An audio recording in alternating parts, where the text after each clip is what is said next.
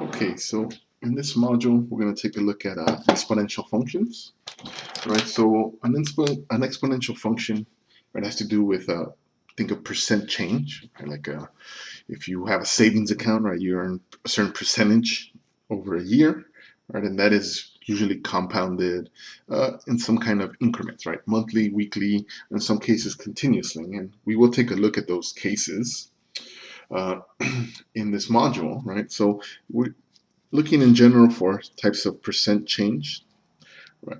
And there are really two types of change, right? Either we're going to look at exponential growth, right? If you think of kind of bacteria, right, that kind of doubles every unit of time, right? So usually our independent variable here is going to be time when we're dealing with applications, right? And we want to describe like what is happening, the growth over a certain period of time, right? If you think of bacteria kind of splitting, if we start with 1, then that splits in half, so you 2, and then those 2 split in half, right? And then it starts growing in that case. And then also exponential decay, so that's when something either grows or decays, right? Those are the two ends. And think of radioactive material. You studied a math class before, usually is one of the major examples, right? So of half-life. When you think the half-life of some kind of radioactive substance, right? So you start off with an initial amount and then how many years, right? So you have half of that, right? Regardless of what the initial amount is, right? Whether we have a little or a lot, okay? All right, now let's compare this to, so stuff that we've seen before, like a linear function. So we've seen something like this before, right? So that's our linear function. Now exponential, and here's an example of one, it's going to look something like this, right? Now notice the difference here, right? Exponential, because as we can see, the variable is in the exponent, right? Not that just it has an exponent, right? Because we've seen polynomials, those have exponents, but those were fixed, right? We had x squared, x cubed, etc., right? It was our variable square. Here, the actual variable is in the exponent, hence the name, it's an x. That's what makes it an exponential function. Okay. All right, now let's take a look at, right, the difference in these, right? And what we're going to see here is that this exponential growth really is a very fast growing type of function. All right, so I'm going to switch over here to Desmos. You can see here. Okay, so what you see here, you see graphs of the one in red here is our linear function. Right? And the one in blue here, we have 2 to the x is our exponential function. Now, you'll notice the difference in these, right? As we move to the left towards negative infinity, you see it kind of has an asymptote, right? It's asymptotic behavior, right, along the y-axis. And we'll get into the graphs and stuff in the a little later in this module, right? But here's just an example, just so you can visually see what is happening here, right? So if you notice here, the values for the linear, right? So you notice here as x moves to the negative direction, the values get negative. To the right, they increase, right? But they increase by a set amount, right? Each time we multiply by 2, right? So at that value, 10, right? Now, the exponential doubles the previous value, right? So here, 2, 4, and you even notice here, and actually we should probably, just so we see here, at 3, right? So we're doubling the previous one. Right? And in doing that, you see how quickly this kind of outgrows the linear function. Right? It's a very fast growing function. Right? At 10, we're only at a value of 20 for my linear, but at 10, look at my exponential, it's already at 1024, right? And you can see it by the shape of the graph here. Right? It just kind of grows, right? Without bound, right? It just keeps going towards infinity really quickly. Right? Quicker than the exponential, excuse me, than the linear function. All right, so let's go back here to my webcam.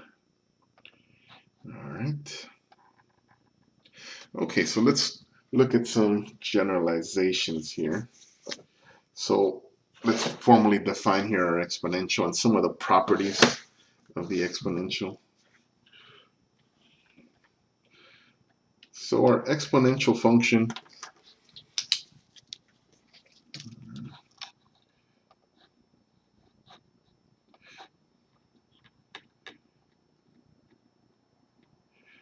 okay, so our exponential function here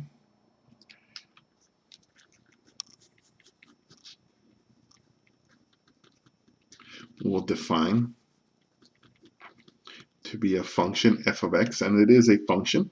And not only that, it's a one-to-one function, which means that it is going to have an inverse, a b to the x, right? So that's multiplication there.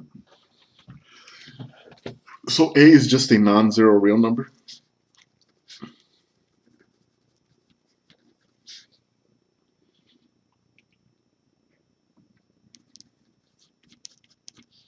Okay, so usually we think of that as our initial value, right? If we're dealing with like population growth or decay, or any kind of growth or decay.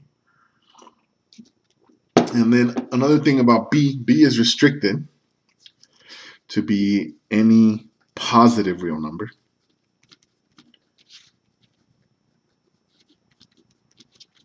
And also b cannot be 1, in which case we don't have an exponential, right? When we have 1 to any power, that's just 1, right? So we really just have a constant function, right? Which is not an exponential. So in order for it to be an exponential, those two things have to be satisfied. And then as far as domain, right, the domain is going to be all real numbers, right? We saw there's no restriction on putting in any values for x. If you put in 0, b to the 0 is 1. Right? If you put in negative values, then that is just a reciprocal, right? B to the negative 2 is simply 1 over b squared. Notice, not a negative number, but the reciprocal, right? So that means that if we look at this, right, if a is positive, right, there's no way that this is going to be negative, right?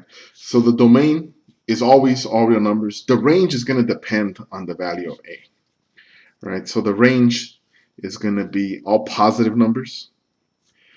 Okay, notice I said positive, so not inclusive of 0, only if a is positive.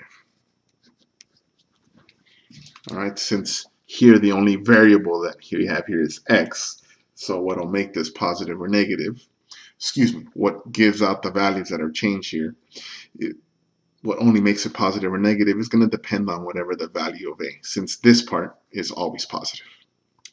All right, so always positive and never 0, right? Because if you think as an example, if we double something, right, that's always going to be a positive value, right? Especially if we start off with this being positive. And even in the decay part, right, if let's say we take half of something, right, so that'll be decay. Each unit of time, however long we're measuring that time to be the half-life, we always have half of the previous amount, right? So if you just continue taking half of something, technically you will always have a little something, so it's never 0. Okay, now alternatively, if a is negative, then the range is going to be all negative values, right? So the values from negative infinity up to, but not inclusive of 0. Okay, all right. And a is not 0, since if it was 0, we again do not have an exponential. All right. And then the y-intercept for something like this is whenever we plug in 0, so b to the 0 is 1, and 1 times a is simply a. So y-intercept is the coordinate 0a. And as we saw from our graph, right, it never quite touches 0 as we go to negative infinity, so it has horizontal asymptote to be our y-axis.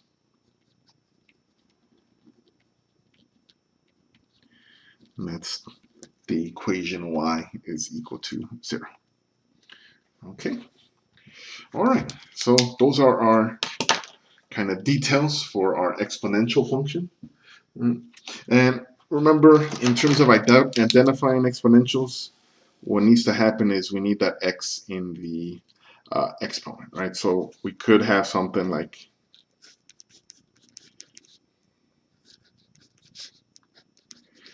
that's still an exponential. Right? We could have something like this, right? 5 in front, right? Oops, excuse me, not squared, x. That is an exponential, right? But something like this, right? Not exponential. All right, and here, those are exponential functions. Okay. All right, so again, the qualifications here is that that variable is in our exponent. And again, it doesn't have to be simply x, right? Let's just recycle our f of x. I could have something like 5 to the 2x minus 1 plus 2. Right, that would be also a exponential function. Okay, now in terms of evaluating exponential functions,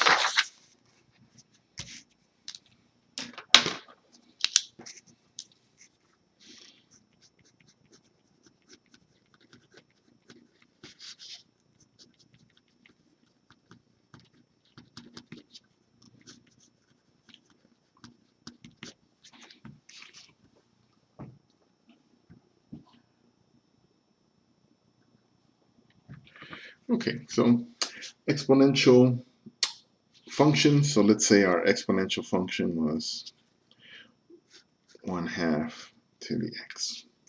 All right, very basic one. And let's switch it up a little bit. All right, and you want to evaluate, let's say f of 1. Okay, so evaluate this. This is 5 times 1/2 times 1. So 1/2 to the first power is simply 1/2, and then 5 times 1/2 is 5/2. Now let's say you wanted to evaluate -3. So here we have 5 times 1/2 to the -3. So we have a negative exponent. So that means to take the reciprocal of our base here. So this is equivalent to 5 times 2 to the 3rd power. All right, so notice what I did there. Reciprocal of 1/2 is 2. So we take the reciprocal. That gives us a base of 2 now. And the exponent is no longer negative because I've already dealt with that negative part, right, by taking the reciprocal. So we get 2 to the 3rd power. And 2 to the 3rd power is 8. 8 times 5, we get 4. Okay.